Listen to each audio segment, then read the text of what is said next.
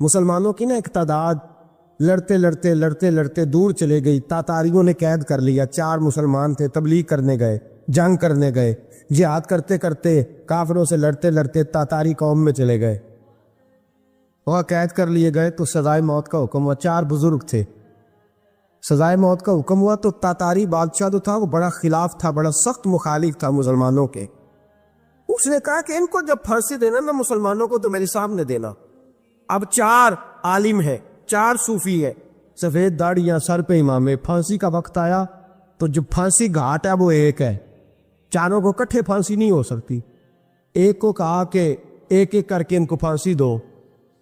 جب پھانسی کا وقت آیا نا تو جو سب سے پیچھے سے ہوئی تھے وہ دوڑ کے آگے آئے, کہنے لگے بادشاہ پہلی باری بیری لگا پہلی. اب بادشاہ نے کہا ٹھیک ہے اسے لٹکا دو. وہ قریب آئے تو دوسرے دوڑ آئے, کہنے لگے نہیں نہیں پہلی باری میں نے زیادہ کافر قتل کیے, میرا بڑا جرم ہے, مجھے پہلے سزا دو. ان کو پھانسی دینے لگے تو تیسرے آ گئے, کہنے لگے نہیں یہ تو میرا قتل کرتا تھا, رستے میں بتایا کرتا, ڈھونڈ کے میں بتلاتا تھا کہ یہاں زیادہ تعداد ہے, مجھے پہلے پھانسی دو. تیسرے کے ساتھ بات ہو رہی تھی تو چوتھا دوڑا آیا, کہنے لگا یہ رستے بتاتا تھا, یہ تبلیغ کرتا تھا, یہ سارا کچھ کرتا تھا, لیکن کہا یہ کہتے تھے چلو واپس چلتے ہیں, میں جانے نہیں دیتا تھا. میں کہتا تھا اور کافر مارنے اور علاقے فتح کرنے, میرا جرم بڑا ہے, مجھے پہلے پھانسی دو. بادشاہ کہنے لگا مجھے 35 سال ہو گئے حکومت کرتے, بڑی دنیا کو پھانسی دی ہے, لوگ تو ایک دوسرے کو دھکے دیتے ہیں کہ پہلے تو جا پہلے تو جا, اور تم کیسی قوم ہو کہ ایک دوسرے پہ قربان ہو رہے ہو. کہنے لگا تم ایک باپ کی اولاد ہو, جاگ رہے ہیں آپ لوگ. تاتاری بادشاہ, کافر بادشاہ, اسلام کی مخالفت کرنے میں ایک باپ کی اولاد ہو کا نہیں, ایک قبیلے کے رہنے والے ہو کا نہیں, ایک ملک کے رہنے والے ہو نہیں. اس نے کہا رشتہ کیا ہے, تمہارا رشتہ کیا ہے؟ تو بول کے کہنے لگے خدا ایک ہے, نبی ایک ہے. خدا ایک ہے اور نبی منفعت ایک ہے, اس قوم کی نقصان بھی ایک ہی, سب کا نبی اللہ بھی, قرآن بھی ایک. کیا ہی اچھا تھا ہوتے اگر مسلمان بھی ایک, یوں تو سید بھی ہو, مرزا بھی ہو, افغان بھی ہو, تم سبھی کچھ ہو, بتاؤ کہ مسلمان بھی ہو. فرمایا ہمارا اللہ ایک ہے, نبی ایک ہے. تو کہا پھر ایک دوسرے پہ جان کیوں دیتے ہو؟ فرمایا ہمارے نبی نے ہمیں بھائی بھائی بنا دیا ہے, بھائی کا دل نہیں کرتا اس کی آنکھوں کے سامنے بھائی چلا جائے, ہمارا دل نہیں کرتا پہلے مجھے دے پہلے مجھے دے.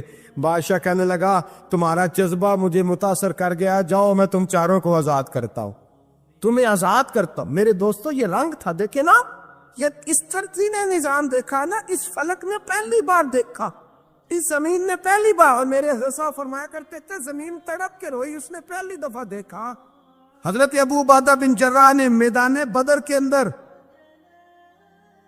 جب جنگ کا تبل بجا, حالات بگڑے, جناب ابو عبیدہ بن جراح کہتے ہیں تاریخ نے ایک عجیب موڑ پہ مجھے لا کے کھڑا کیا.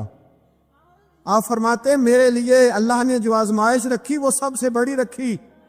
فرمانے لگے جب میں میدان میں نکلا تو کافروں نے میرے سامنے جس کو لا کے کھڑا کیا وہ میرا سگا باپ تھا.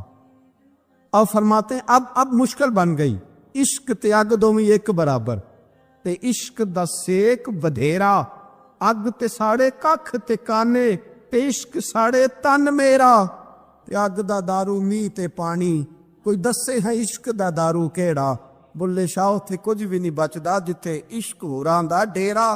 فرمانے لگے اب میرے لیے سامنے باپ, ادھر بیٹا. آپ فرماتے ہیں 2 رستے تھے, باپ بچاؤں یا رسول اللہ کا دین بچاؤں. 1 منٹ تھا فیصلہ کرنے کے لیے کہ ابا بچے گا یا دین بچے گا, کفر بچے گا یا اسلام بچے گا. فرماتے ہیں میں نے منٹ پورا نہیں سوچا, میں نے تلوار اٹھائی, باپ کی گردن کاٹ کے گرائی اور رسول اللہ کا دین بچا لیا. باپ کی گردن کٹ کے گری اور نبی پاک کا دین بچ گیا, بچا لیا رسول اللہ کا دین. حضرت عمر نے ماموں کو مارا. حضرت مصعب ابن عمیر کہتے ہیں تاریخ مجھے بھی لا کے کھڑا کرتی ہے بدر کے میدان میں, تو کفر کا لبادہ اوڑھ کے جب سامنے آیا تو وہ میرا سگا بھائی تھا, سگا بھائی. حضرت عمر ملک شام جاتے ہیں, جب فتح ہوتے ہیں حضرت سعد بن ابی وقاص بلاتے ہیں، شام جاتے ہیں، تو حضرت عمر کہتے ہیں شام آئے ہیں یار، سب سے پہلا کام یہ کر بلال کا تو پتہ کر، یہاں سنا ہے بلال حبشی کا مکان بھی کہیں نیڑے نیڑے ہے، پتہ تو کر۔ حضرت بلال حبشی حضرت سیدنا سعد کہنے لگے حضور بلا نہ لے، فرمایا نہیں، وہ مصطفیٰ کا غلام ہے تو میرا تو امام ہے، میں گھر ملنے جاؤں گا، گھر رحماؤ بینہم، کالے رنگ کے حبشی غلام سیدنا بلال حبشی کو ملنے گھر گئے، اور جناب عمر جا کے بیٹھک میں انتظار کرنے لگے، گویا ڈرائنگ روم میں بیٹھے، انتظار ہونے لگا۔ جناب سیدنا بلال آئے تو حضرت عمر اٹھ کے کھڑے ہوئے۔ ملک شام کے لوگوں نے یہ منظر عجیب دیکھا کہ جناب عمر فاروق ایک حبشی کے لیے کھڑے ہوئے، اور جب کھڑے ہوئے تو حضرت بلال کہنے لگے عمر بیٹھ جاؤ، یہ کیا کر رہے ہو؟ حضرت سیدنا عمر رو پڑے، کہنے لگے بلال تو حبشی پہلے تھا، جب سے رسول اللہ کا غلام بنا ہے ساری امت کا امام بن گیا، ساری امت کا تو امام بن گیا ہے جب سے تو نبی پاک صلی اللہ تعالی علیہ وسلم کا غلام بن۔ بھائی یاد رکھے، جب اشداء علی الکفار کی بات تھی تو اپنے سگے قتل ہو گئے، اور جب رحماء بینہم کی بات تھی تو پھر یہ نہیں دیکھا یہ حبشی ہے۔ توجہ ہے میری بات پر؟ جاگ رہے نا آپ لوگ، ادھر دیکھیں، پھر یہ نہیں دیکھا کہ یہ حبشی ہے، یہ رومی ہے، یہ کون ہے، پھر یہ دیکھا کہ یہ رسول اللہ کا غلام ہے صلی اللہ ہو۔ ہمارے ہاں تو نفرتیں پھیل گئی ہو، او بس کرو جی بنگالیوں سے جان چھڑاؤ، او بس کرو جی فلانے سے، او بس کر یار، رہن سہن اپنا اپنا ہوتا ہے، لیکن مسلمان جس طرح کا بھی ہو اس کے ساتھ نفرت کرنے کی اجازت نہیں ہے۔ پہلی بات اشداء علی الکفار، دوسری بات رحماء بین، اب تیسری بات ہے تراہم رکعا سجدا یبتغون فضلا من اللہ ورضوانا۔ میں نے جو شروع میں بات کی تھی نا کہ اگر خانہ کعبہ میں 40-50 لاکھ حاجی مل کے دعائی مانگ لیتا، دعائی مانگ لیتا مل کے تو کمال ہو جاتا۔ حضرت ابو بکر صدیق رضی اللہ تعالیٰ عنہ سے کسی نے پوچھا تھا بدر میں فتح کیسے ہوئی؟ اب بھی مسلمان کہتے ہیں نہیں جی کیسے لڑیں گے جی، ہمیں اپنا بڑا مسئلہ ہے۔ یہ کمزور لوگوں کی باتیں، کمزور جو خدا والے ہوتے ہیں ان کی یہ سوچ نہیں ہوتی۔ یہ آرزوئے کرم اور میں آپ سے کروں، یہ بھیک اس کو جی دیے جس کا خدا نہ ہو۔ یہ کمزور لوگ ہیں جو کہتے ہیں نہیں کیسے ہوگا، کس طرح ہوگا، جن کو پتا ہو کہ ہماری غیبی طاقت ہے، ہماری۔ حضرت ابو بکر صدیق رضی اللہ تعالیٰ پوچھا جناب بدر میں کیسے جیت گئے؟ تلواریں زیادہ تھی، نیزے زیادہ تھے، کہ آپ کو جاسوسی زیادہ تھی، پتہ زیادہ تھا کہ یوں قابو آئیں گے کافر؟ تو ابو بکر صدیق فرمانے لگے نہ نیزوں سے جیتے نہ تلواروں سے جیتے، ہم جو بدر میں جیتے ہیں تو مصطفیٰ کی نمازوں سے جیتے، ہمیں جو بدر میں کامیابی ملی تو رسول اللہ کی دعاؤں کی برکت سے ملی۔ فرمانے لگے کافر ساری رات شرابیں پیتے رہے، ساری رات وہ ناچ گانے میں مصروف رہے، اور میں حضور کے خیمے میں موجود تھا، نبی پاک ساری رات نماز پڑھتے رہے، ساری رات حضور نماز پڑھتے رہے، ساری رات اللہ سے دعا کرتے رہے۔ فرمایا صبح جو کامیابی ملی تو یہ مصطفیٰ کی نمازوں کی برکت سے ملی۔ ایک بزرگ کی میں بات سن رہا تھا، وہ کہہ رہے تھے اب نمازیں عبادتیں ریاضتیں بعد میں کرنا، پہلے جہاد کرو۔ کہہ رہے تھے اب نکل کر خانقاہوں سے ادا کا رسم شبیری، عبادتیں ریاضتیں تلاوتیں درود بعد میں ہوگا، پہلے جہاد۔ تو میں نے کہا صاحب عبادتیں تلاوتیں درود ہو کہاں رہا ہے، پہلے وہ جگہ تو بتائیں۔ خانقاہوں پہ تو عرس ہو رہا ہے، سال کے بعد ڈھول لگ رہا ہے۔ وہ جو زمانہ تھا نا کہ خانقاہ شریف پہ شام تک قرآن مجید ختم ہوگا، فجر کے بعد 50,000 درود پڑھا جائے گا، وہاں لوگ آئے ہیں تو وہاں ذکر کرتے کرتے لوگ اس قدر مست ہوئے کہ انہیں ہوش ہی نہیں کہاں کہ کہاں گئے، وہ تو دور ختم ہو گیا۔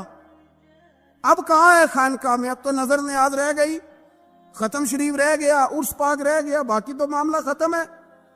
وہ کہاں گیا معاملہ سارا؟ بھائی دعائیں التجائیں شہاب الدین غوری سے پوچھا جناب فتح کیسے ہوئی؟ کہنے لگے خواجہ معین الدین اجمیری کی دعاؤں کی برکت سے۔ فرماتے ہیں بابا دعا مانگتا تھا، ہم جہاد کرتے تھے، اللہ کامیابی دے دیتا۔ بھائی وہ عبادت، وہ ریاضت، وہ مسلمان جو رات کو اپنے رب کو منا لیا کرتا تھا، وہ اپنی عبادت کے زور پر اللہ تبارک و تعالیٰ کی بارگاہ میں آہو زاری۔ حضور نے فرمایا الدعاء صلاح المومن، دعا مومن کا ہتھیار ہے۔ دعا مومن کا، بول کے بتانا ہے، دعا مومن کا۔ فرمایا مومن یہ ہتھیار چلا سکتا ہے، یہ ہتھیار کافر کے پاس موجود حضرت زید بن حارثہ رضی اللہ تعالیٰ عنہ کو نہ پکڑ کے کچھ کافر ان کو پکڑ کے لے گئے تو ایک درخت کے ساتھ باندھ لیا، کہنے لگے تمہیں قتل کریں گے، حضور کے صحابی ہیں رضی اللہ تعالیٰ۔ جب کافر آپ کو قتل کرنے لگا نا تو انہوں نے درخت کے ساتھ اچھی طریقے سے ٹانگیں باندھ لی، ہاتھ باندھ لیے، گردن باندھ لی، کہنے لگا بلا اپنے رب کو۔ تو حضرت زید رضی اللہ تعالیٰ عنہ فرمانے لگے میں تو شہید ہونے کو تیار تھا، لیکن تو نے آزمانے کا پروگرام بنایا تو ٹھیک ہے، میں پھر بلانے لگا ہوں اپنے رب کی مدد کو، اے اللہ مدد فرما۔ اس نے اتنی دیر میں تلوار نیام سے نکال لی، اے اللہ مدد فرما۔ اس نے جب تک دونوں ہاتھوں میں تلوار سونت لی، اے اللہ مدد فرما۔ جب تیسری بار آپ نے یہ کہا تو اس نے تلوار اٹھائی، کہا اللہ مدد فرما۔ حضرت زید رضی اللہ تعالیٰ عنہ کہتے ہیں جب چوتھی بار میری زبان سے لفظ نکلے، کافر کے ہاتھ میں تلوار تھی پر گردن بھی اس کی کٹ کے نیچے گر گئی، کہ گردن کٹ کے اسی وقت نیچے گری۔ مجھے کسی نے کھولا، نہ مارنے والا نظر آیا، نہ گردن کاٹنے والا نظر آیا، نہ مجھے کھولنے والا۔ تو میں نے کہا آنے والے تو بتا تو سوئی تو کون ہے؟ تو کہنے لگے میں جبریل امین ہوں، میں جبریل امین ہوں، میں جبریل، مجھے دشمنوں نہ چھیڑو، میرا ہے کوئی جہاں میں، مجھے دشمنوں نہ چھیڑو، میرا ہے کوئی جہاں میں ابھی پکار لوں گا، نہیں دور ہے مدینہ۔ کہا جب تو نے، حضرت جبریل کہنے لگے جب تو نے پہلی دفعہ کہا نا اللہ مدد فرما تو میں سدرۃ المنتہا پہ تھا، مجھے حکم ہوا جبریل دیر نہ کرنا۔ فرماتے ہیں جب دوسری دفعہ تو نے کہا نا اللہ مدد فرما تو میں 7ویں آسمان پہ تھا، اور جب تیسری دفعہ کہا مدد فرما تو میں پہلے آسمان پہ تھا، اور فرمایا جب تو نے کہا چوتھی دفعہ اللہ مدد فرما تو میں تیرے سرانے کھڑا تھا، میں تیرے سرانے۔ تو بھائی اب تو اجتماعی دعا بھی نہیں رہی ہماری، اب تو یہ والا سوتا بھی، اکبر الآبادی نے کہا تھا مصیبت میں بھی اب یاد خدا ہم کو نہیں آتی، دعا منہ سے نہ نکلی جیبوں سے عرضیاں نکلی۔ اب بھی ہم کہتے ہیں کریں گے بات، سفیر کو بلائیں گے، ہم نے کہا ہے اس کو، تو مان جائے گا وہ آپ کی بات؟ وہ بچے کاٹ رہا ہے تو اس کو گھر بلا رہا ہے۔ ابھی تک ایک اتنا سا سٹینڈ کہ ان کا جو دفتر ہے سفارت خانہ وہ بند کر دیا جائے، اتنی بھی توفیق نہیں ہوئی۔ کہتے ہیں ٹھیک ہے شور شروع ہو رہا ہے بس چپ کر دیں گے سارے۔ خدا را خواب غفلت سے اٹھو، بیداری حاصل کرو، اور کچھ نہیں ہو سکتا تو کھول کے دعا تو مانگو ان کے لیے دعا تو مانگو۔ اللہ بڑا کریم ہے، وہ جب مدد کرنے پہ آتا ہے تو پھر بڑے بڑے کافروں کے مقابلے میں اپنے بندوں کی مدد فرماتا ہے۔ اور میں یہ پیغام دینا چاہتا ہوں عالم کفر کو بھی، یاد رکھے رب کریم جب مدد کرنے پہ آئے تو اکیلے حضرت ابراہیم اور ایک طرف پوری ملت ہو تو اللہ اپنے خلیل کو بچا لیا کرتا ہے۔ رب کریم کی رحمت کاملہ جب فیصلہ کر لیتی ہے تو پھر نمرود جیسے سپر پاور طاقت کو رب کریم مچھر سے مروا دیا کرتا ہے۔ اللہ تبارک و تعالی، یہ تو مسلمان کا دعا والا سوتا ہے، وہ نکل کر خانقاہوں سے ادا کر رسم شبیری، یہ تو تب ہوگا جب خانقاہ کے اندر کوئی ذکر فکر عبادت ہو رہی ہو، اور جب وہاں حال ہی کوئی نہیں، وہاں تو رقص و سرور ہے، وہاں تو بات جھوٹی تعریفیں ہیں، ہر آدمی نے ایک بندہ ساتھ رکھا ہوا ہے تعریفیں کرنے کرانے والا، وہ تو معاملہ ہی اور ہو گیا ہے۔ حضرت سیدنا مولا علی شیر خدا کرم اللہ تعالیٰ وجہہ کریم ساری زندگی کہتے رہے اللہ علی نے میدان میں عمر گزاری ہے، اسے شہادت کی موت عطا فرما۔ او بھائی یہ تو شہادتیں مانگنے والے۔ حضرت امام حسین میدان کربلا میں کھڑے تھے، شمر کہنے لگا حسین تیری چاروں جانب موت ہے، تو آپ فرمانے لگے تجھے ابھی ہمارا پتہ ہی نہیں، موت سے تو ہمارا پیار چلتا ہے، اور فرمایا یہ شہادت تو ہمارا پیچھا کرتی ہے، پہنچ جاتی ہے جہاں ہم ہوتے ہیں، موت سے ڈرا رہا ہے۔ مسلمان کا مرنے کو دل نہیں کرتا، ورنہ وہ اتنی بڑی کوٹھی میں کون رہے گا؟